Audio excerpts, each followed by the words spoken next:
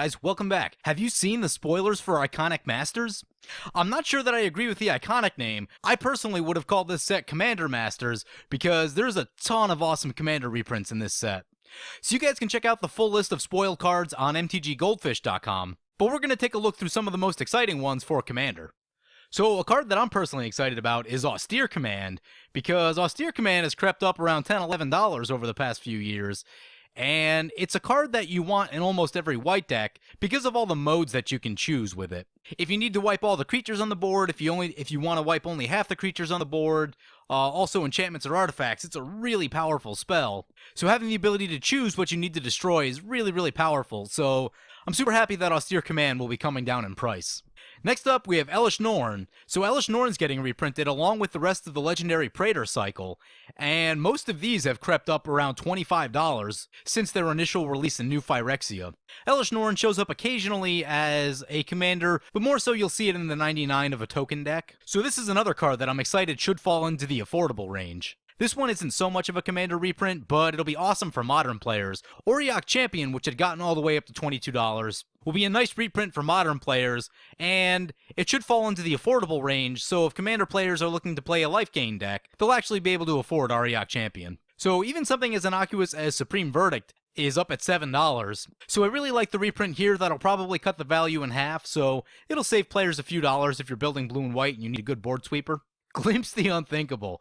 So I follow a lot of finance articles, and people always talk about how mill cards are always unnecessarily expensive because casual players love the mill mechanic. Looking at Glimpse the Unthinkable, it has one notable finish in Modern, but is otherwise not seen in competitive play, and somehow it's still $31. I get it, it's an old card that's probably 12 or 13 years old, but it really goes to show how much casual players really love mill decks. So if you're into milling your opponents, look at picking up after the release of Iconic Masters. Next we have Lotus Cobra, which was hanging out around $13. Doesn't see a ton of Commander play, but it does slot into some decks that are interested in abusing landfall in various ways, something like the Gitrog Monster or Omnath Locus of Rage. So that should bring down the price nicely on Lotus Cobra. Not really a Commander card for the most part, but I'm just kind of excited that Thundermaw Hellkite's getting a reprint, $7 dragon, and being that they just released the Dragon Tribal deck, having access to more cheap dragons is never a bad thing. Magus of the Moon, so this is definitely going to fall more into the Modern and Legacy reprint category, but the fact that it's $32 is probably going to keep a lot of Commander players from running this. And let me tell you, Magus of the Moon and Blood Moon are extremely powerful in Commander, especially if you're running against someone that's playing a Commander 2016 deck, because most of their deck is going to be non-basics. So if anyone in your playgroup is running super powerful deck that's really annoying, Magus of the Moon should be dropping into the affordable category, and this is a really good way to turn off your opponent's lands. But I probably wouldn't use this in a more casual game. I'd only run this card in a deck that's made to take down really competitive decks, personally. Anyway, really excited about Magus of the Moon. Only had one printing in Future Sight, and Future Sight was a super low print volume set. Next we have Shieldred the Whispering One. So depending on which version of Shieldred you're looking at, Shieldred has been between $15 and $20 for quite a while, and I just about fell out of my chair when I found out it was that expensive. But it makes sense because Shieldred's both a popular commander and goes into the 99 of many, many black decks, especially graveyard-oriented decks. Next we have Teferi, Mage of Zalfir. Teferi shows up in various blue decks, and occasionally people use the Knowledge Pool lock with Teferi, which is really annoying. But it is a really powerful creature and a really powerful effect, so I suspect that we'll be seeing more of Teferi once his price comes down a bit. So, the most expensive reprint in this set is by far Mana Drain. Mana Drain is an interesting card. Let's take a look at what it does for those that aren't familiar. It's blue-blue, counter-target spell. At the beginning of your next main phase, add X mana to your mana pool where X is that spell's converted mana cost. To me personally, Mana Drain is up on the list of one of the most broken cards in Magic. When you're looking at most broken cards in Magic, the first things that are going to come to mind are usually fast mana, and Mana Drain is basically a counterspell and fast mana. It's sort of like Counterspell and Sol Ring got stapled together, because anything you counter probably costs at least 2, If it costs 5, you're going to get a ton of mana on your next main phase. Playing into a mana drain is one of the worst feelings imaginable. The one thing that was keeping this card out of Commander was its $180 price tag, which made it very unaffordable for many players. and I'm not exactly sure where the price is going to fall to with the reprint. I suspect that it'll still maintain some value, but the fact that many more people are going to have access to Mana Drain, Sheldon's going to need to take a serious look at Mana Drain and really see if it needs to be considered for banning, because the one thing really regulating this card was the price. And once the price comes down, and I think we're going to see Mana Drain start to dominate the table, basically the Mana Drain player will counter any big spell, and then on their turn, play a flurry of spells with all the extra mana, and essentially combo off and win the game. So I'm really worried about that becoming a problem. But it'll be super exciting if you're cracking packs and you open up a Mana Drain. Next we have Jin-Gitaxi's Core Augur, currently hanging out around $17. Another card that's been creeping up over the years. I haven't seen it a ton in Commander. At 10 mana it is pretty pricey, but it's also very game ending because your opponents have a max hand size of 0. So it really does some crazy stuff. If you're looking to end a game quickly, it's a really popular choice for Reanimator type decks. Jin-Gitaxis is a good reason to be running some spot removal in your deck, because once it hits the board, you need to get rid of this thing immediately. Following in the same category, one of the most powerful cards in Commander, Consecrated Sphinx, at almost $30. Wow. So Consecrated Sphinx, hopefully the price of that'll get cut in half, and should fall into the more affordable category.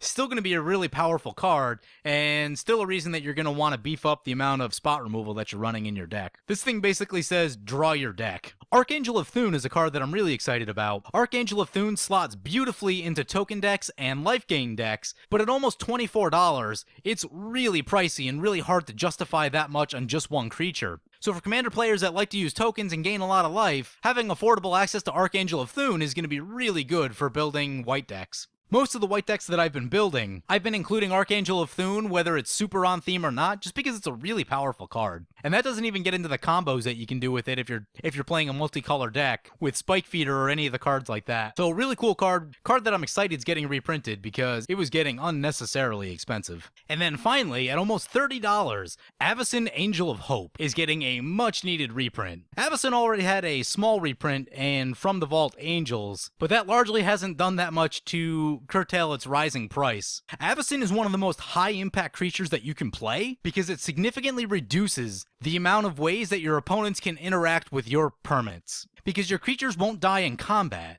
The only ways really left to deal with creatures and other permanents are going to be negative counters, sacrifice effects, exile effects, and bounce effects. When you play Avacyn, you're basically saying 80% of things will no longer affect me, and you better have a very specific answer to get rid of Avacyn. Otherwise, it's just going to be this huge brick wall. So, super powerful creature in Commander. I personally only have 1 copy, so I'm excited that the price should come down and I should be able to pick up a few extra copies, because Avacyn's both one of my favorite cards and one of my favorite characters in the game. So I'm definitely going to start jamming her into every white deck that I have. So a few other cards that aren't specifically Commander staples, but are seen in Modern and Legacy and are crazy expensive. So Horizon Canopy was in much need of a reprint. I haven't seen it much in Commander because of its price tag, currently around $86. But the fact that it's getting reprinted, I think means it'll start to show up more in Commander, because I'm not exactly sure where the price will fall, but it should definitely become much more affordable. And I think it'll get to a point where a lot of green-white players will actually be able to pick them up and actually be able to justify their price tag to put them in a deck. Because at $86, it's really hard to justify putting a green-white land in your deck. When you have access to green, you have really easy mana fixing in Commander. So you can very easily get away with just not running Horizon Canopy. But now that its price should become somewhat more affordable, I think we'll start to see a lot more of it. Not really so much of a Commander reprint, but definitely really good for Modern and Legacy players, is Grove of the Burn Willows. At $42, it is another very expensive land. While its drawback effect, I don't think makes it really all that playable for Commander, for the Modern and Legacy players that do need this card, they'll be really excited if they only have to pay half as much to pick up their playset of Grove of the Burn Willows, compared to what it costs right now. So anyway, there you have it. You guys can check out the full list of spoiled cards. The rares and mythics that they chose to reprint are awesome. Almost all of them are valuable cards that were in big need of a reprint, and I think they hit an absolute home run with their card choices of what they decided to reprint. To myself, I had been thinking for a while that the legendary Praetors have been needing a reprint because, for the most part, those are only really used in Commander, and getting up around $20 is a lot for those things. Especially for cards that aren't even that old? 2010, 2011, something like that? So definitely really excited about that. A little hesitant about the Mana Drain reprint. Super exciting and definitely a way to build hype, but I'm also not excited about seeing a ton of Mana Drain in Commander. since that card feels terrible. But in all likelihood, I'll probably start main decking Pyroblast and Red Elemental Blast to fight the Mana Drains and probably the Jin-Gitaxises that are going to start seeing a lot more of. And then also Avacyn. Avacyn, I've been paying attention to games when Avacyn comes down. Avacyn sort of fundamentally changes the way the game is played, and it is just a really high impact card. Really awesome card. It's super flavorful. One of my favorite cards in the game. And I'm really excited that they're reprinting that because at $30, it is difficult to pick up more than 1 or 2 copies of Avacyn. Anyway, what do you guys think about the list of reprints? What cards are you most excited for? Let me know in the comments below. As always, thank you for watching.